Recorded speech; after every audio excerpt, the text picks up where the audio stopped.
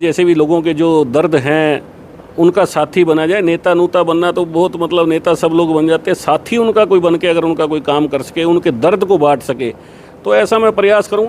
मेरी प्राथमिकता रहेगी कि सिरसा विधानसभा का प्रत्येक आदमी जिसके चेहरे पे मुस्कान हो, उसकी आंख में आंसू ना हो, उसको कोई भी तकलीफ हो तो मैं उसको अपनी तकलीफ मानकर उसको दूर करने का प्रयास करूँगा। तो मैंने सिरसा के अंदर मैं मेरी फेसबुक पे पोस्ट किया करता था कि किसी भाई को कोई भी तकलीफ हो, किडनी ख़राब है, लीवर ख़राब है, कोई कैंसर की बीमारी है, जिसका कोई सहारा नहीं है। मैंने माता श्री की प्रेरणा से भी हारेगा सहारा चैरिटेबल ट्रस्ट एक बनाया है, तो जो भी बेसहारा है, जिसका भी कोई दर्द कोई नहीं बांट सकता, उसका दर्द हारेगा सहारा चैरिटेबल ट्रस्ट बांटेगा।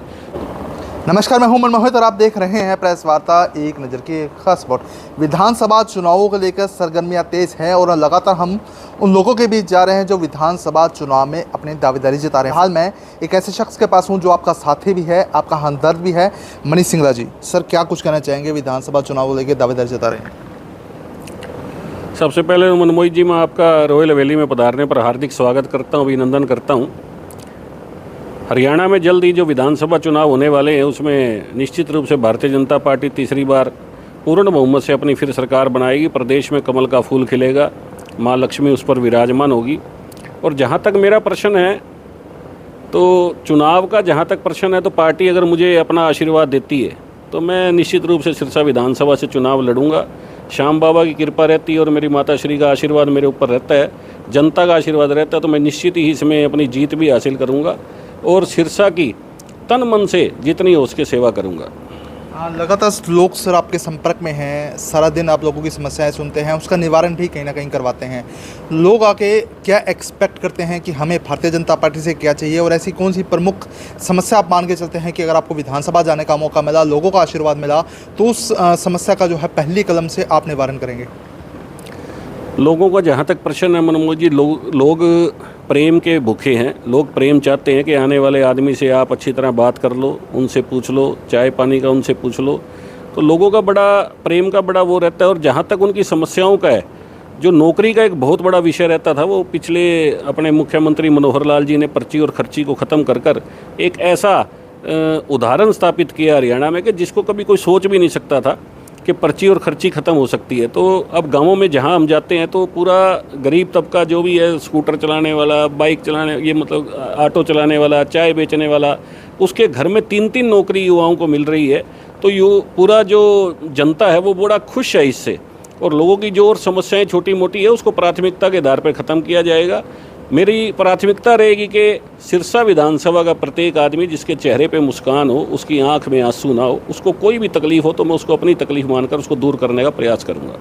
आपका साथी, आपका हमदर्द, पूरे शहर में टैगलाइन चल रहा है सर, कैसे ये टैगलाइन आपने चूज़ किया, आपका साथी आपका हमदर्द? ऐसे ही दिमाग में ये था कि जैसे भी लोगों के जो दर्द हैं उनका साथी बना जाए। नेता नूता बनना तो बहुत मतलब नेता सब लोग बन जाते हैं, साथी उनका कोई बन के अगर उनका कोई काम कर सके, उनके दर्द को बांट सके, तो ऐसा मैं प्रयास करूंगा। और पीछे मुझे इसका मौका मिला, उड़ीसा के राज्यपाल थे बाबूजी प्रोफेसर गणेशी लाल जी, 5.5 वर्ष तक उड़ीसा जैसे प्रांत के राज्यपाल रहे। तो मुझे वहाँ 2-2.5 वर्ष काम करने का मौका मिला कोरोना के बाद, 2021 से 2023 तक। तो मैंने सिरसा के अंदर मैं मेरी फेसबुक पे पोस्ट किया करता था कि किसी भाई को कोई भी तकलीफ हो, किडनी ख़राब है, लीवर ख़राब है, कोई कैंसर की बीमारी है, जिसका कोई सहारा नहीं है। मैंने माता श्री की प्रेरणा से भी हारेगा सहारा चैरिटेबल ट्रस्ट एक बनाया है, तो जो भी बेसहारा है, जिसका भी कोई दर्द कोई नहीं बांट सकता, उसका दर्द हारेगा सहारा चैरिटेबल ट्रस्ट बांटेगा। तो मैंने उस टाइम 2.5-2 साल के अंदर 2000 सिलाई मशीनें, यूनिफॉर्म, पानी के 100 टैंकर और दुनिया भर का जो कुछ भी मेरे पास जो कोई आया, उसकी समस्या को अपनी समस्या मानकर उसको दूर करने का प्रयास किया। आगे भी मेरा यही रहेगा कि जो कोई भी मेरे पास आता है, मैं उसकी हर तरह की समस्या को दूर करने का प्रयास करूँगा, उसके दर्द को बांटने का प्रयास करूँगा, उसका साथी बनने का प्रयास करूँगा। बाबूजी को राजनीतिक चाणक्य भी कहा जाता है सर, क्योंकि राजनीति का बहुत पुराना अनुभव है, बड़े बड़े सलाह भी ली जाते हैं राजनीतिक क्षेत्र की बात करें। अब आप उनकी विरासत संभाले हुए हैं, आप इस चुनावी रण में हैं, कुछ प्लान तैयार किया सर कि कैसे इस पूरे चुनाव को लड़ा जाएगा, और पार्टी से आपकी क्या बातचीत कोई हुई है कि टिकट की दावेदारी को लेकर कितने परफेक्ट आप मान दें? पार्टी से अभी इस बारे में कोई बातचीत कोई नहीं हुई मनोज जी, ना इस बारे में कोई बातचीत होती। पार्टी जिस किसी को भी अपना आशीर्वाद देगी, कमल का फूल देगी, हम सब उसी के लिए लग जाएंगे। जब तक किसी को कमल का फूल पार्टी नहीं देते, जब तक हर किसी को अपना अधिकार है कि वो अपनी बात रखे, हाईकमान में भी, जनता में भी, कि उसको मौका दिया जाए। जहाँ तक बाबूजी का प्रश्न है, बाबूजी ने बहुत बड़े अरसे, लंबे अरसे तक जनता की सेवा की और जनता ने भरपूर आशीर्वाद उनको दिया। कैबिनेट मिनिस्टर भी हरियाणा में, आज से 25 वर्ष पहले वो हरियाणा में कैबिनेट मिनिस्टर थे। हरियाणा भाजपा के अध्यक्ष भी रहे, अनुशासन समिति के राष्ट्रीय अध्यक्ष रहे, झारखंड, हिमाचल, उत्तरांचल के प्रभारी रहे और उड़ीसा जैसे प्रांत का बाबूजी को प्रधानमंत्री जी ने राज्यपाल बनाया। तो बहुत बड़ा उनके ऊपर आशीर्वाद जनता का भी रहा, पार्टी का भी रहा। और जहाँ तक उनकी बात है चुनाव कैसे लड़ना है कैसे नहीं, हमने अपने घर में 3 चुनाव लड़े हैं, 91 में, 96 में और 2000 में। आदमपुर से भजन लाल जी के खिलाफ तक भी जाके चुनाव लड़ा। तो लगभग 2 चुनावों में ऑफिस इंचार्ज मैं ही था। तो चुनाव लड़ने की पूरी हमें सारा उसका ज्ञान है कि कैसे लड़ा जाता है, कैसे उसको जीता जाता है, कैसे जनता का आशीर्वाद प्राप्त किया जाता है। सब कुछ अगर जनता अपना आशीर्वाद और प्रेम का हमारे ऊपर लुटाएगी तो निश्चित ही बड़ी भारी विजय होगी। अच्छा, सिरसा की बात करें सर, विधानसभा की बात करें या जिला की बात करें, नशा बड़ी अहम समस्या है। हर व्यक्ति चाहता है कि नशे पर वार हो और लोग उसके साथ जुड़ भी जाते हैं कि नशे के खिलाफ एक मुहिम चल रही है। सिंगला परिवार किस तरह से इस नशे को ख़त्म करने में अहम भूमिका अदा करेगा सर?